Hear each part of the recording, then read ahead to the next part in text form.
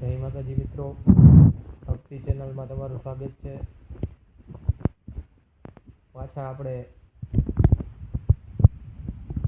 ઈશ્વરને ગમે એવી વાતો કરીએ, ઈશ્વરને રીઝાવીએ, ત્યારે ભગવાનને ખુશ કરવા હોય તો ભગવાન કેવી રીતે ખુશ થાય આપણા ઉપર? ભગવાન કેમ આપણા ઉપર દયા કરે? ભગવાન કેમ કૃપા કરે? એવી સરસ વાતો કરશું.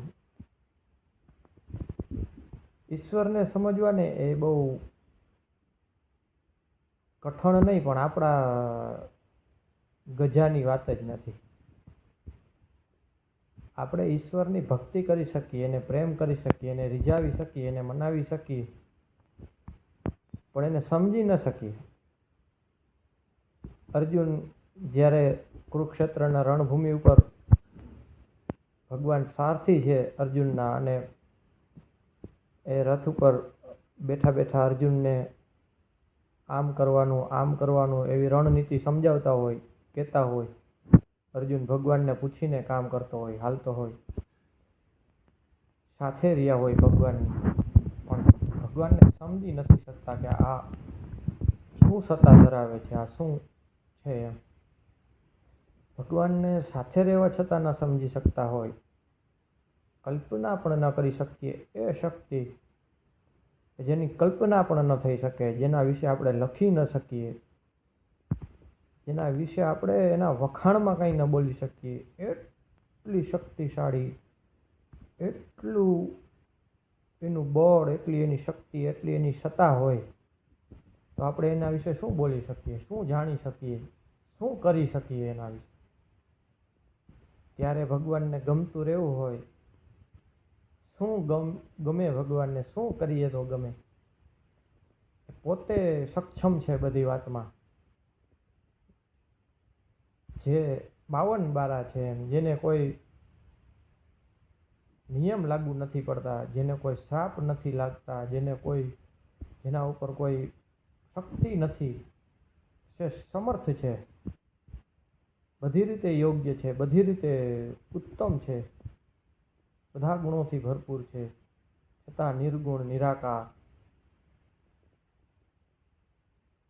અતૂટ શ્રદ્ધા અને ભાવ હોય તો ભગવાનને આપણે રાજી કરી શકીએ, રીઝાવી શકીએ, મનાવી શકીએ, એની કૃપાના પાત્ર બની શકીએ, પણ એને જાણી ન શકીએ શું છે એ.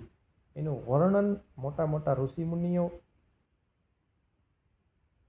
કોઈ પણ લખવા બેસે તો એનું વર્ણન કરે તો એની જેટલી ક્ષમતા છે એટલું કરી શકે એમ. બાકી તો 7 સમુંદર કી સાઈ કરું તોય એના ગુણ તો ન જ ગાઈ શકીએ, ગુણ તો ન જ લખી શકીએ એમ.